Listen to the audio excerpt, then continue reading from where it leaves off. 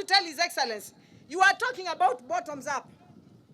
You talked about taking care of these people who are down here. What is happening now that the same people are the same people ndio unawaumiza? Why are you doing that? Mimi niliongea na wewe leo asubuhi na ukaniambia vizuri utaangalia. Tukiendelea kuongea hivi, watu wetu wamefukuzwa, makanisa 5 yameangushwa, shule 3 zimeangushwa. El Nino ndio hiyo. Mtihani ndio hiyo inakuja. Why is it that you're doing that to us? Kama ni kwako Mheshimiwa Ruto, wewe ungekubali hiyo ifanyike? We cannot allow that. We cannot allow you to bring down churches. We cannot allow you.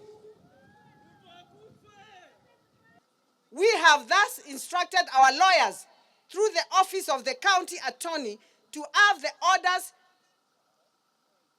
striking out in the suit reversed through an appeal. And we are going to be enjoined in that case as Machakos County government.